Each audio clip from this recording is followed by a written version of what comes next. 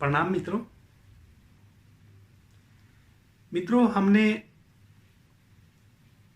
पिछले कई एपिसोड में ध्यान के सूत्रों पे बात की है। कैसे ध्यान घना हो, ध्यान क्या है, ध्यान में प्रवेश कैसे हो, ध्यान में बाधाएं क्या हैं, आगे ध्यान के और सूत्रों पे बात करने से पहले ध्यान गहरा होगा, फिर हम समाधि का अभ्यास करेंगे, फिर हम उन सूत्रों पे बात करेंगे और फिर समाधि के भी पार के सूत्रों पे बात करेंगे। लेकिन पहले तो ध्यान घटे, ध्यान गहरा हो, तब तो हम समाधि के सूत्रों पे बात करेंगे और फिर जब समाधि गहरी हो तो फिर हम समाधि के भी पार की अवस्था के सूत्रों पे बात करेंगे। तो अभी तो हम ध्यान पे बात कर रहे हैं, ध्यान कैसे गहरा हो। आज की हम चर्चा करने वाले हैं, हमने पिछले वीडियो में भी चर्चा की है एक सूत्र पे। आज के सूत्र पे फिर हम चर्चा करेंगे कि ध्यान के गहरा होने में बाधाएं क्या हैं। आज मैं एक सूत्र पे दृष्टि अपनी डालता हूं, आप भी अपने अनुभव में लेंगे, और वह सूत्र है संबंध। मित्रों, कुछ संबंध तो हमारे जन्म लेते से ही निर्मित हो जाते हैं,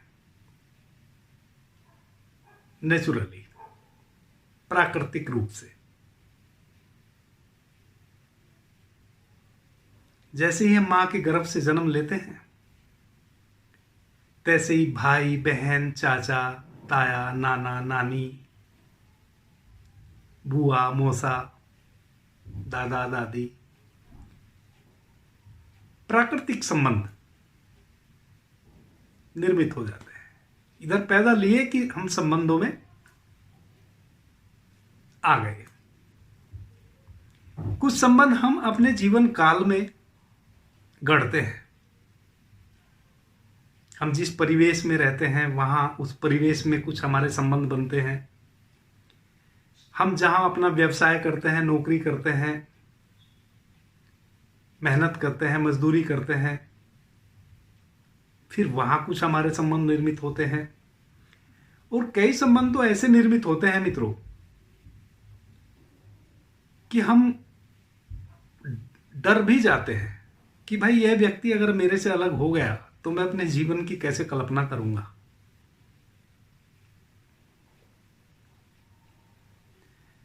और संबंध बनते हैं तो संबंध कुछ बिगड़ते भी हैं। संबंध बनाना भी अच्छी बात है, संबंध बिगड़ना अच्छी बात नहीं है। बिगड़ जाए तो उसको बनाना, संबंध को जोड़े रखना, उसका हम सभी प्रयास करते हैं और हमें करना चाहिए।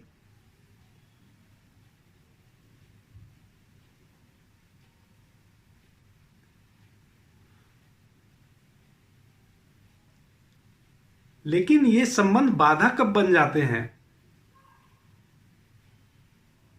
इस विषय पे हम बात करेंगे। और जो भी बात करेंगे मैं मेरे अनुभव से बात करूंगा।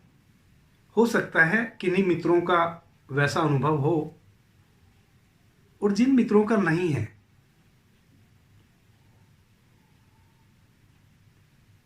वे विचार करेंगे, विचारेंगे, और जो सूत्र मैं बताता हूं उन सूत्रों से थोड़ा खेलेंगे, उन सूत्रों के साथ थोड़ा अभ्यास करेंगे।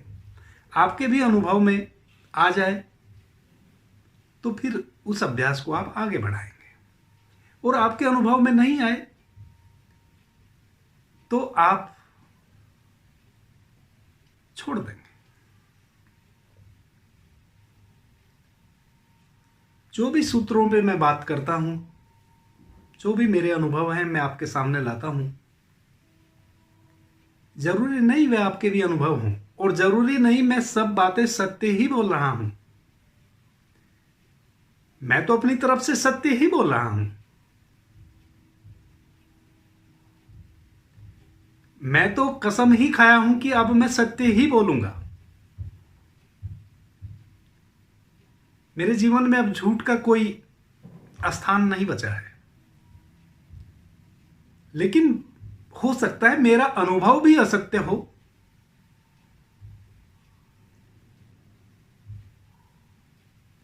तो जो भी मैं बात करता हूं, आप अपने अनुभव में लाएं, अपने अनुभव से तोलें, अभ्यास करें, और जब वह आपका भी अनुभव बन जाए तब उसको सत्य मानें।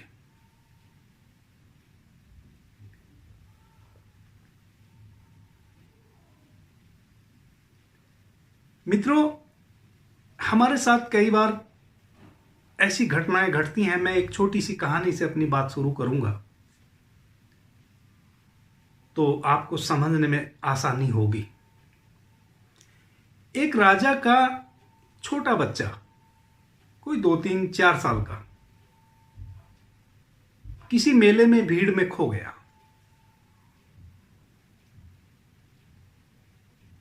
राजा ने उसको बहुत खोजा, नहीं मिला। राजा ने अपनी पूरे सैनिक उस बच्चे को खोजने में लगा दिए। वर्षों बीत गए, कोई 12, 13 वर्ष बीत गए। यानी कि वो बच्चा जब खोया था तो 4 साल का था, और उसको खोजते खोजते 12 वर्ष बीत गए, 16 साल का हो गया। राजा दिन रात एक कर दिया बच्चे को खोजने में। राजा के पूरे सैनिक दिन रात एक कर दिए उस बच्चे को खोजने में, लेकिन बच्चा नहीं मिला। और उसके लिए राजा, राजा की पत्नी 12 साल तक सिर्फ और सिर्फ एक ही कार्य किए, रात दिन उस बच्चे की याद से भरे रहते, रोते। जब भी खाना खाते बच्चे की याद आती, आंख से आंसू निकल जाते। 12 वर्षों तक जीवन नरक हो गया।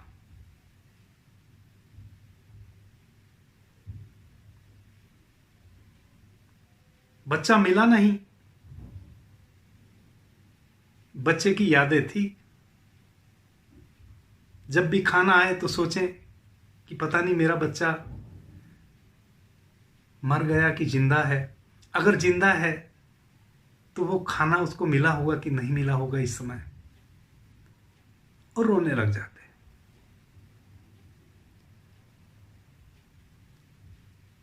और जैसे जैसे ये रुलाई बढ़ती, तैसे तैसे खोज भी और प्रगाढ़ हो जाती। राजा स्वयं भी खोज रहा था, राजा के सैनिक भी खोज रहे थे, पूरी प्रजा उस बच्चे को खोजने में ही लगी हुई थी, लेकिन बच्चा मिल नहीं रहा था। मित्रों, राजा अपने कुछ सैनिकों के साथ बच्चे की खोज में निकला था। कोई 1000 कोस की यात्रा हो चुकी थी। कहीं से पता चला था कि भाई उस दिशा में, चूंकि सभी दिशाओं में खोज चुके थे, कि भाई उस दिशा में और खोजा जाए, वह दिशा और बाकी बची है, क्या पता मिल ही जाए। कोई 1000 कोस खोजते खोजते भूखे प्यासे राजा अपने बेटे को खोजने में अपने कुछ सैनिकों के साथ निकल गए।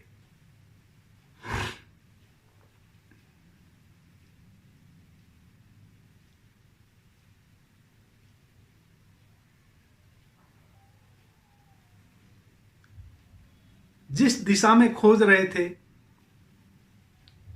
कोई 1000 किलोमीटर जंगल में एक छोटी सी कुटिया,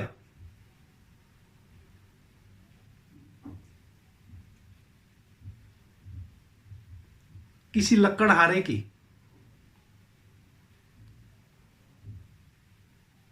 उस कुटिया के बाहर एक पेड़ के नीचे राजा का बेटा बैठा था। राजा ने दूर से देखा, बेटे में अपनी ही छवि देखी और बेटे को पहचान लिया। बड़ा आनंदित हुआ, बहुत खुश हुआ। और वह बच्चा पेड़ के नीचे जो बैठा था, जंगल में रहता था, उसने भी तो अचानक से देखा कि इतने हाथी, घोड़े, रथ और इतने सैनिक, ये कौन लोग आ गए। वह भी देख रहा था। वह तो उस आश्चर्य से देख रहा था कि ये कौन लोग हैं जंगल में अचानक।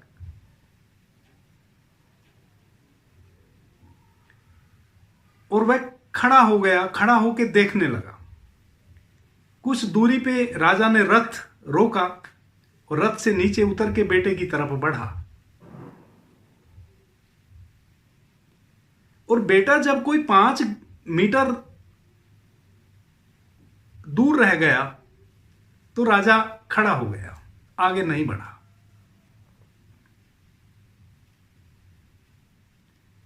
कुछ देर, कोई 10 मिनट, 5 मिनट राजा वहां खड़ा रहा और अपने सैनिकों को कहा कि वापस चलो, और अपने रथ में बैठा और वापस राजमहल लौट आया। मित्रों, आप सोच रहे होंगे, क्या राजा ने अपने बेटे को छाती से लगा लिया, गले से लगा लिया? क्या राजा ने अपने बेटे को अपने साथ ले लिया?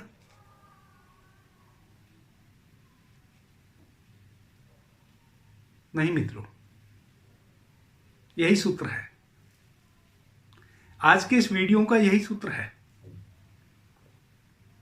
राजा वापस अपने राजमहल में आ गया। मंत्री ने पूछा और राजा की पत्नी ने भी पूछा कि भाई, आप 12 वर्षों तक जिस बेटे को खोज रहे थे, आज वो मिल गया, एकदम आपके सामने खड़ा था और आप वहां से वापस लौट आए बिना उससे मिले, बिना उसको लिए। जिसके लिए आप रात दिन 12 साल तक आंसू बहाते रहे, जिसके लिए आपने पूरी प्रजा को उसको खोजने में लगा दिया, आज वह बेटा मिल गया और आप उसके सामने से वापस लौट आए। आपने ऐसा क्यों किया? मित्रों, राजा ने बहुत बहुमूल्य बात कही। जब मैं कभी इस कहानी को सुना था, मेरे जीवन में तो बहुत रूपांतरण हुआ, आमूल चूल परिवर्तन हो गया। मेरी तो मित्रों ऐसी आदतें थी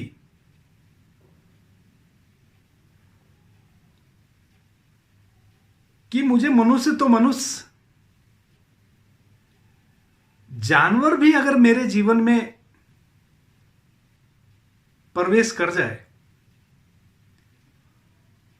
कोई कुत्ता, कोई बिल्ली,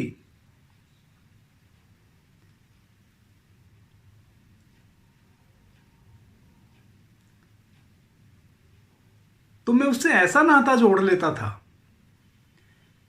कि मैं सोचता था कि अगर इसको कुछ हो गया या ये कहीं चला गया तो मैं कैसे जीऊंगा इसके बिना, इसके अभाव में।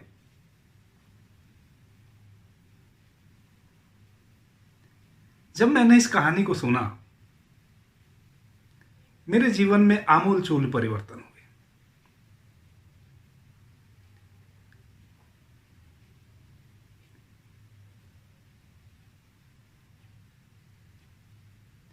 और मेरी साधना में बहुत आमूल चूल परिवर्तन हुआ। मेरी यात्रा रुकी हुई थी, जहां इस कहानी को सुना और यह कहानी मैंने सुनी, क्या मैंने पढ़ी और मैंने उस पुस्तक को बंद किया, आंख बंद की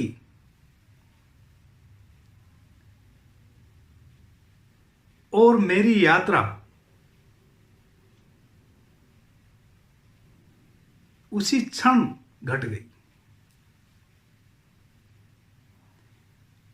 राजा ने कहा,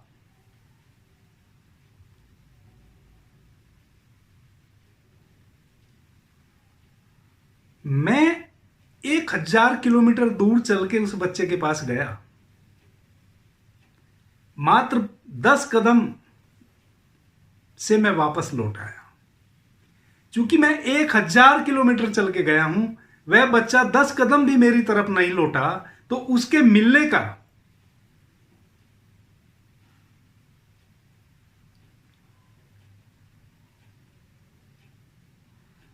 उसको अगर मैं ले भी आता तो वो ना होने के बराबर था।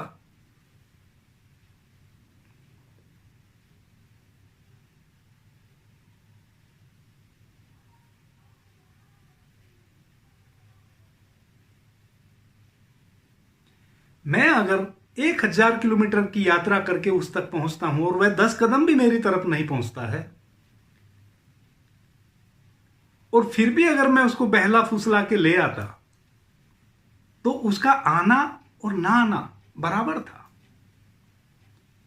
वह अपनी मौज में है, हम उसके लिए पीड़ित थे।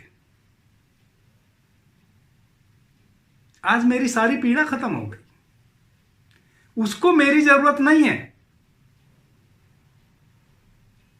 अगर उसको मेरी जरूरत होती तो क्या वह 10 कदम मेरे पास चल के ना आता? मैं 12 साल तक उसकी खोज में यात्रा करता रहा, और अभी मैं उस दिशा में, जिस दिशा में वह मुझे मिला है, 1000 किलोमीटर की यात्रा करके मैं कई दिनों तक पहुंचा हूं भूखा प्यासा, और वह 10 कदम मेरी तरफ नहीं रख सका। तो वो हमारे किस काम का? हम उसके लिए तड़प रहे थे, उसको तो कोई तड़प हमारे लिए नहीं है। वह तो अपनी मौज में है।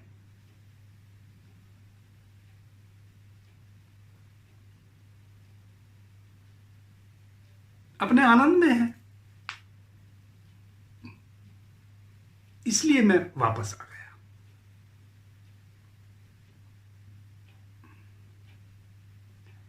मित्रों, यह सूत्र है।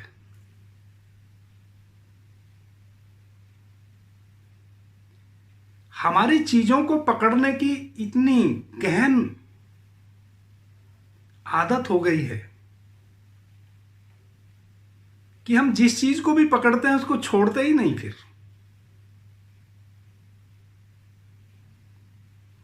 और यह जो नहीं छोड़ने की हमारी आदत है, यह हमारे दैनिक सांसारिक जीवन को भी बाधित करती है, हमारी साधना को भी बाधित करती है।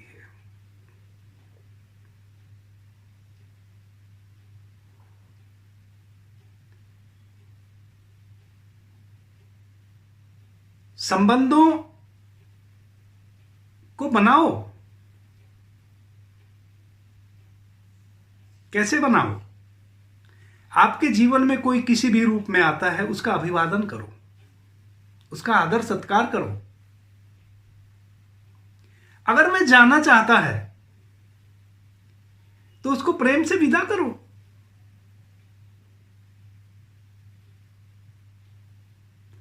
आप उसके ना आने का कारण बनो और ना जाने का कारण बनो।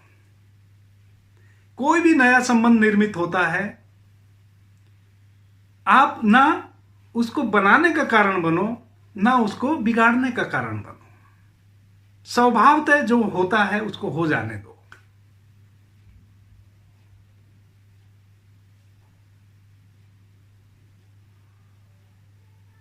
जो भी संबंध बनता है, जिससे भी बनता है, स्त्री से बनता है, पुरुष से बनता है, आदर सहित उस संबंध को स्वीकार करो।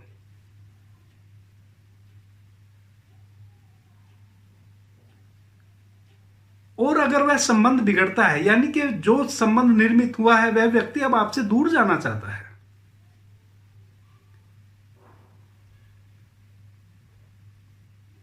उसको आदर से जाने दो। आए तो अहोभाव से भर जाओ, कोई जाए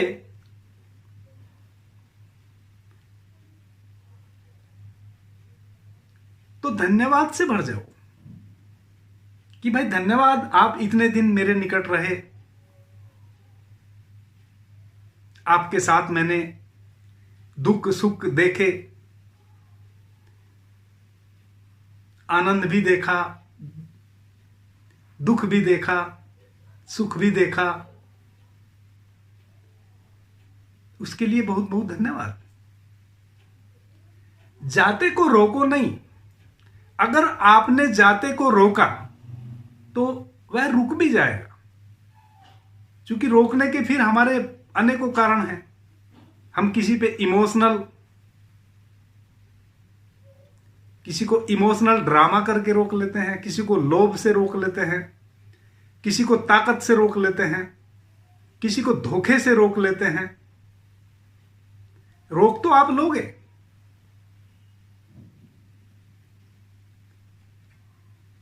लेकिन वह चलेगा नहीं, वह संबंध अब चलेगा नहीं। आप उसको ढोओगे,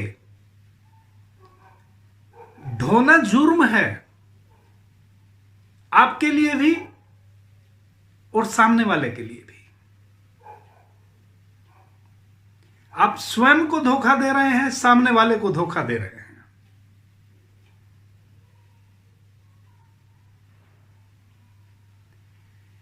और जब तक आप इस प्रकार से स्वयं को और सामने वाले को धोखा देते रहोगे, आपके जीवन में आनंद कैसे आएगा? आपका सांसारिक दैनिक जीवन दुखों से भर जाएगा और साधना भी आपकी नहीं हो पाएगी।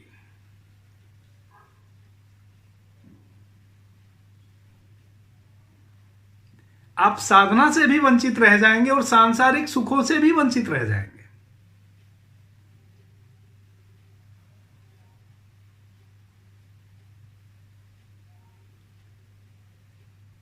जो आता है उसका अभिवादन करो, प्रेम पूर्ण स्वागत करो, और जो जाता है उसको अभिवादन के साथ, धन्यवाद के साथ विदा करो, प्रेम से विदा करो। और उसके लिए तड़फो नहीं, वह फिर आना होगा, आ जाएगा।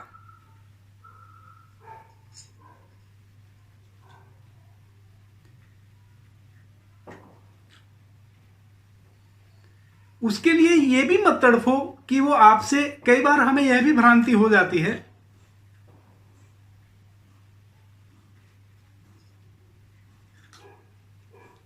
कि भाई मैं तो इसको छोड़ दूं, लेकिन मुझे पता है ये मेरे से अलग रह के नहीं जी पाएगा, ये दुखी रहेगा।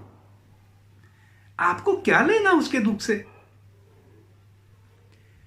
आपको क्या लेना उसके सुख से? आप इस भ्रांति में क्यों पड़े हैं?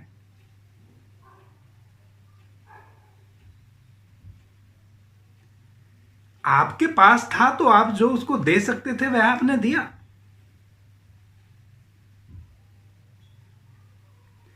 और उस देने में कोई कंजूसी मत करो, भरपूर दो। जो भी आपके पास देने को है भरपूर दो। लेकिन अब अगर वह जा रहा है तो उसको प्रेम से विदा करो, उसका जीवन जाने। क्या पता उसको दुख ही भोगने हो, आपके पास आपसे मिलने वाले सुख से उब गया हो।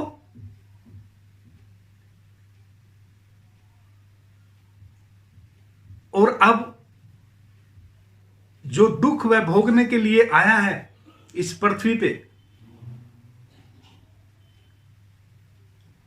उसको भोगने की तैयारी हो, और आप उसको रोक के उसमें बाधा डाल रहे हैं।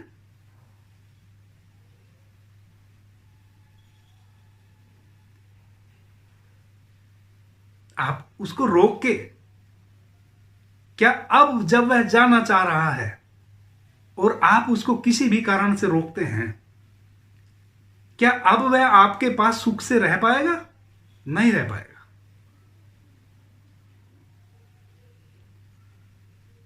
जो प्रेम, जो आनंद, जो सुख वह आपके सानिध्य में पा रहा था, क्या अब जब वह जा रहा है और आप उसको किसी भी कारण से रोक रहे हैं, क्या अब वह सुख, वह आनंद वह आपके सानिध्य में ले पाएगा? नहीं ले पाएगा। वह बोझिल हो जाएगा। उसको चले जाने दो और उसको प्रेम से विदा करो। उसको विदा करो प्रेम से और कहो कि मैं सदैव आपके लिए हूं। जब आपका मन हो आ जाओ। जा रहे हो, जाओ, ध्यान रखना, ख्याल रखना अपना, और वहीं उस चैप्टर को खत्म कर दो। क्योंकि अब आप उसके लिए कुछ नहीं कर पाओगे। अब उसकी याद में भरे रहना, उसके विषय में विचार करना कि वह दुखी रहेगा कि सुखी रहेगा, ये नाहक अपने माथे पे आप बोझ रख रहे हो।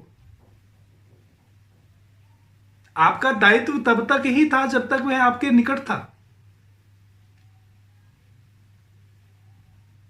उसका भी तो अपना दायित्व है, उसका भी तो अपना जीवन है। वह भी तो सुख दुख आनंद परमानंद भोगने आया है।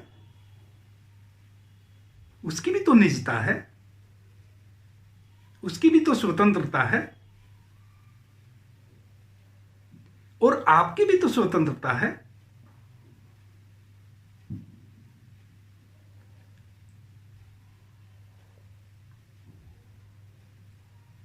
उस राजा ने 10 कदम दूर से बैक हो गया।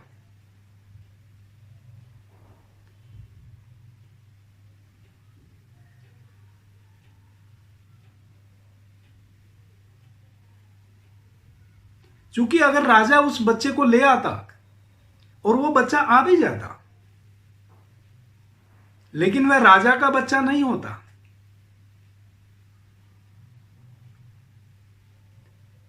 इन 12 वर्षों में उसका अपना जीवन निर्मित हो गया। उसके अंदर एक धारणा निर्मित हो गई, उसकी एक जीवन शैली निर्मित हो गई।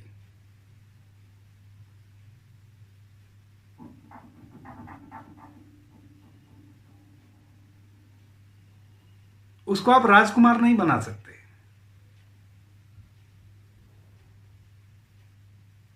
वह अब एक लकड़हारा है और उसी में उसका आनंद है। हां, क्या पता वह भी छोटा लकड़हारा है, बड़ा लकड़हारा बनने के स्वप्न देखता हो और वह बड़ा लकड़हारा बन भी जाए, लेकिन वह बड़ा लकड़हारा बन सकता है। अब वह राजकुमार नहीं बन सकता।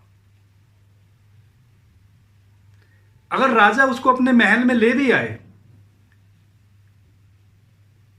तो महल में जो लकड़ी लगी है, रथ में जो लकड़ी लगी है, वो उस लकड़ी की ही नाप जोक करेगा कि इसका कितना वजन होना चाहिए, ये कौन से पेड़ की लकड़ी है। वो इसी में जीवन बिता देगा। वो राजकुमार नहीं बन पाएगा।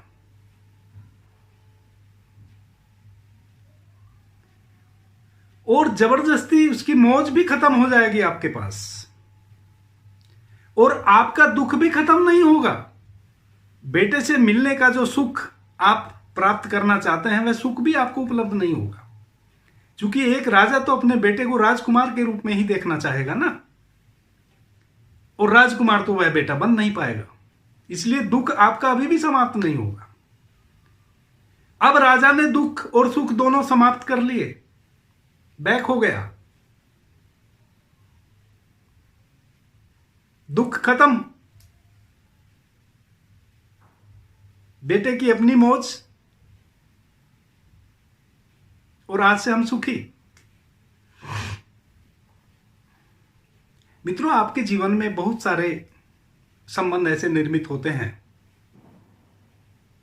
किसी को आप अपना बेटा मान लेते हैं,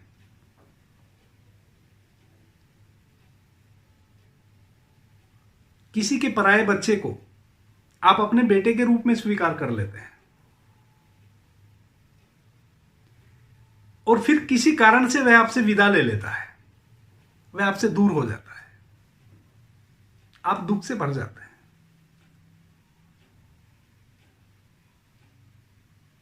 आप पीड़ा से भर जाते हैं। आप यह नहीं सोचते कि जैसे वो आया था वैसे चला गया। ना आप उसके आने में कारण बने थे, ना उसके जाने में कारण बनो। आपके पास रहता तो आप उसको वह सब सुख देते जो एक बाप अपने बेटे को दे सकता है, जो एक पिता अपने पुत्र को दे सकता है। और जब तक वह आपके पास रहे तब तक आप 100% अपना उसको दो, 100% प्यार करो,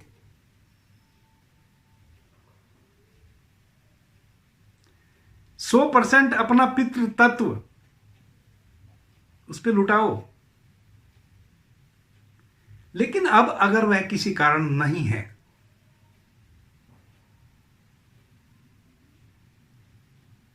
प्रेम से उसको विदा करो।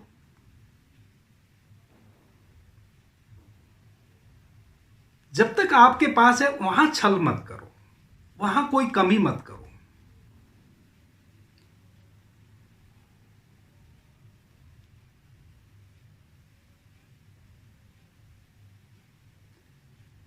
मित्रों, हम अपने ऊपर जो भार लेके चलते हैं, ईर्ष्या का, द्वेष का, इसको मोह कहते हैं। कहते हैं ना, लोभ, मोह, अहंकार ये मनुष्य के दुश्मन है। तो मोह क्या है? लोग मोह समझते हैं कि भाई बाल बच्चों में अपने खो जाना मोह है, पत्नी बच्चों में लिप्त हो जाना मोह है। नहीं, मोह है पकड़ना।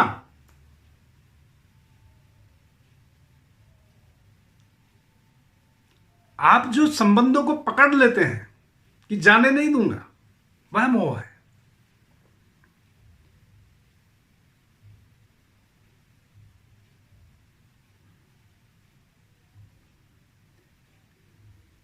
आप अपने बच्चों के साथ प्रेम से रह रहे हैं।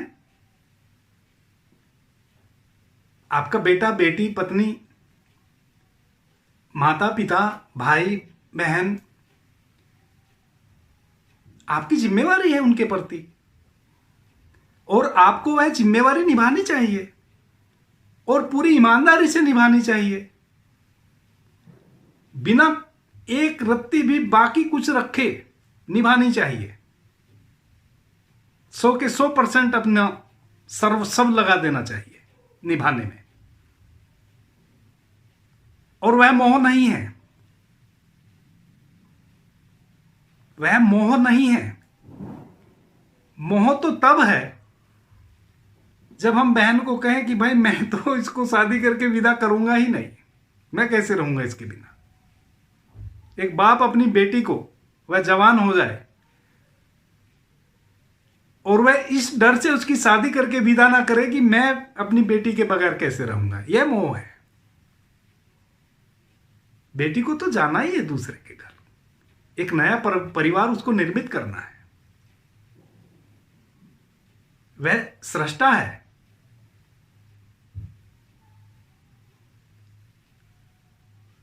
उसको सृष्टि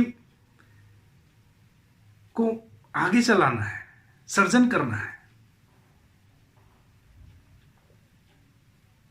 उसको अगर हम जकड़ के रखते हैं कि नहीं, मैं बेटी की शादी करके इसको विदा नहीं करूंगा, यह मोह है। और इस हमारे मोह के कारण सर्जन रुकेगा, वह बेटी विवाह होके जो विदा लेती है,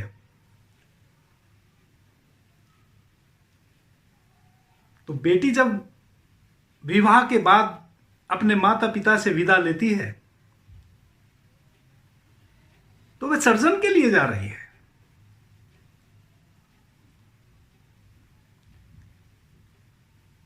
वह सृष्टि है।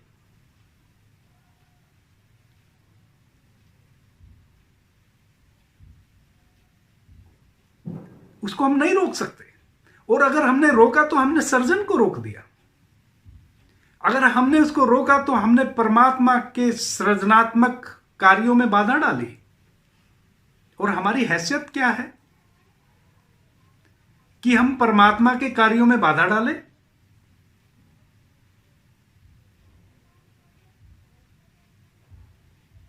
हमें बेटी को विदा करना ही होगा, और वही शुभ है हमारे लिए भी, बेटी के लिए भी।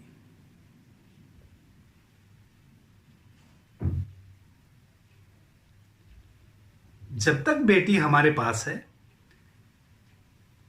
जब तक बेटी विवाह योग्य नहीं हो जाती है, तब तक हम अपना सर्वस्व उस पे लगाएं। यह हमारी जिम्मेदारी है, यह मोह नहीं है।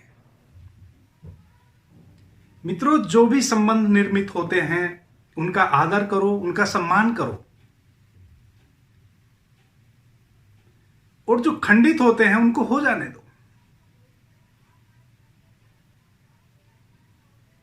उस अवस्था में और दोगुना सम्मान से विदा करो उनको। जो जाना चाहता है उसको जाने दो।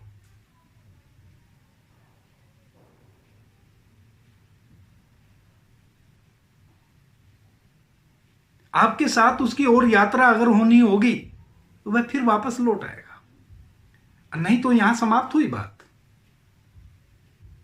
जो आपके पास अभी बचे हैं, जो अभी नहीं गए हैं, उनका सम्मान करो, उनसे प्रेम करो।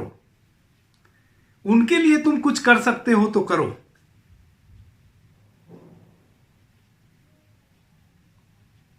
और ऐसा करने से आप पाएंगे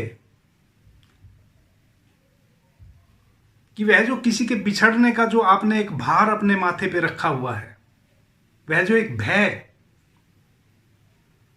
या लोभ जो आपने पाल के रखा हुआ है, उससे आप मुक्त हो जाओगे। जो जाता है उसको जाने दो, जो आता है उसके प्रति सम्मान से, स्वभाव सद्भाव से भरो। जो जाता है उसको चले जाने दो, उसको अहोभाव से विदा करो, उसको प्रेम से विदा करो, और भार मुक्त हो जाओ। तो तुम्हारा सांसारिक जीवन भी सुखमय हो जाने वाला है, और आपका साधनात्मक जीवन में भी आप गति करने वाले हैं।